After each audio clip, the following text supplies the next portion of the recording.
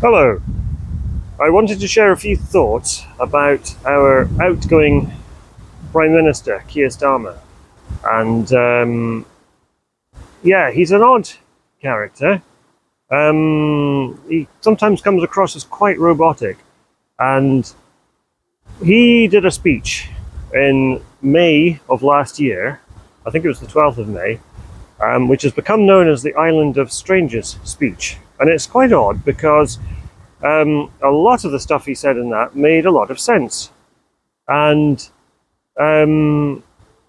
he spoke about this country having open borders and being a failed experiment, and that he lambasted the previous Tory government for quadrupling the immigration, which has become known as the Boris wave, and he vowed to reduce the amount of immigration drastically, although he wouldn't put a figure on what that would mean in numerical terms.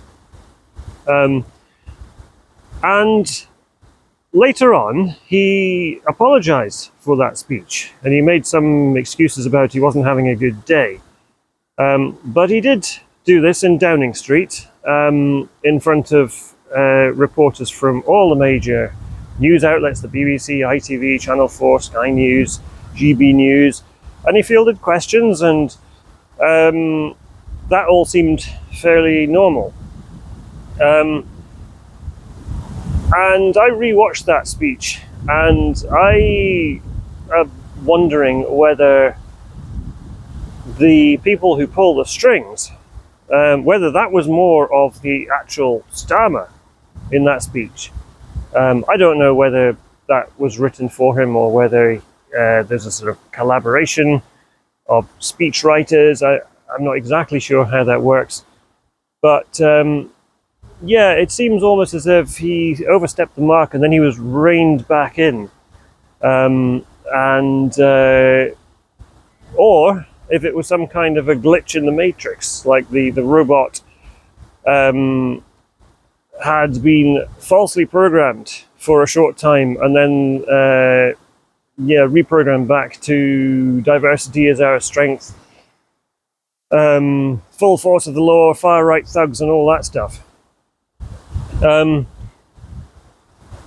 If I saw him, I would like to say, "Oi, Starmer, remember that documentary that you liked so much on Netflix? It was called Adolescence, about a 13-year-old boy.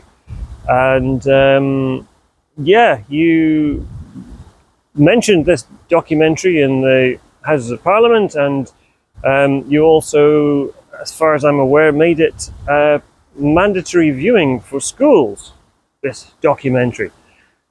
And I was wondering if, in order to be impartial and to redress the balance, there's another documentary has been released recently, and it is called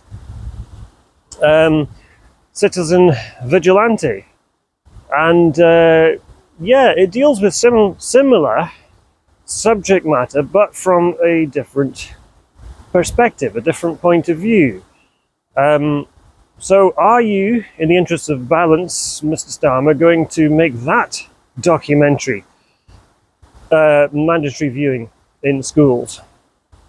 I didn't think so.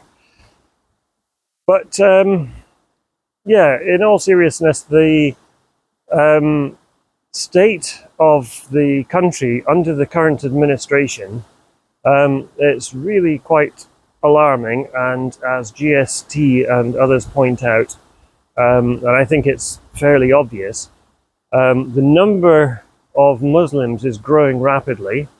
There are at least 4 million Muslims in this country, quite possibly way more. We don't know the number of illegal migrants from other continents who are mostly belonging to the Muslim faith. And that does seem like a kind of a mind virus. It's an ideology. And the prevailing ideology, the ideology of the powers that be, is kind of woke, it's kind of globalist. These are, labels that people put on what it is. I would say that ideology is doomed to failure for a couple of reasons. The ideology, if you want to call it, I would say it's more like common sense, but because the prevailing ideology is so far left-leaning that normal people are considered to be far right, but they're actually fairly normal, I would say.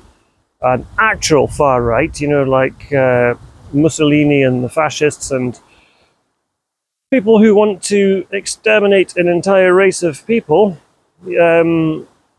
that's more actual far right. And by using these labels, it's really counterproductive, because it diminishes on the actual evil that has gone on historically, and tries to put normal people into that category. That's very unproductive.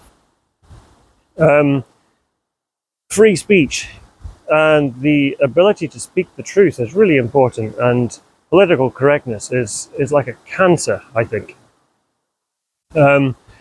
So with the woke ideology, if the right wing or normal ideology gets the upper hand, then that will be recognized more for the... It's supposed to be anti-racist, but I've mentioned this before. I don't think that's an oxymoronic piece of terminology. The opposite of racism isn't anti-racism, it's not being racist. And more and more people are realizing that. But the other thing about the woke ideology is that they are kind of promoting the Islamic ideology. And if they gain the upper hand, then they're not woke. The Islamists are not woke. They're not in favor of trans rights and all that stuff, the Alphabet Brigade. They are likely, if the Islamists get the upper hand, to come to a sticky end on the ground near a tall building. That's the kind of thing that actually happens. And it is suicidal empathy, suicidal ignorance, and apathy, for all the people that don't bother voting. But I know what it's like. You're busy in your life. I've been there many times myself, and to a certain extent still am. There's a lot of stuff going on. I don't have time to read everything I'd like to read, watch all the news programs I would like to watch, and all the documentaries. So we're all to a degree, or to a certain degree, ignorant about a lot of the stuff that's going on in the world. But I think it behooves us to become more familiar with what's going on, and something I want to do, I haven't had a chance yet because I've been so busy with work and other stuff, is to read the rape gang report that Rupert Lowe and Sammy Woodhouse and others have produced recently. 200 odd pages. I think it's important stuff for us to know. I've heard quite a bit about it, listening to podcasts and interviews and such like, but I haven't read the thing properly.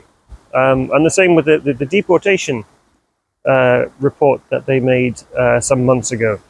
I've read about half of that, but it's on my reading list. It's on my to-do list.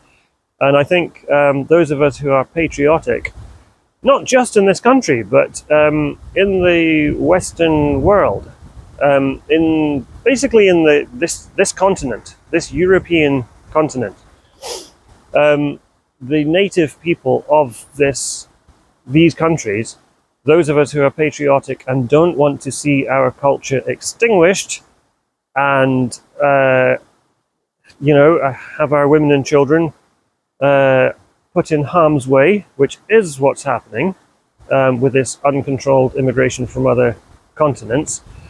Never mind the illegal stuff. I mean, there's horrendous stuff going on all the time. There's a 2-year-old who was raped and murdered by where was the guy from? It's like a 30-something-year-old guy with an African origin, although he had French citizenship. And this happened down in, is it Chertsey recently? And it's all the time, it's Henry Novak, it's Baby P, although that's not, just for the sake of balance and clarity, there are scumbags from all walks of life, all demographics. So Baby P is not the result of mass immigration, but it is, I would say, connected with the woke mind virus. Handing a baby, a very small toddler, to a gay couple. I don't know. I'm kind of more traditional than that, and it seems that could be problematic. I'm sure there are many gay couples who are extremely nice people who would do a good job of bringing up small children, but in that case, it went horribly, horribly wrong. Anyway, this is kind of all over the place. It's getting long. I don't want to be going on too much. When I have time, I will record more thoughts. Thank you for bearing with me at this time. See you later.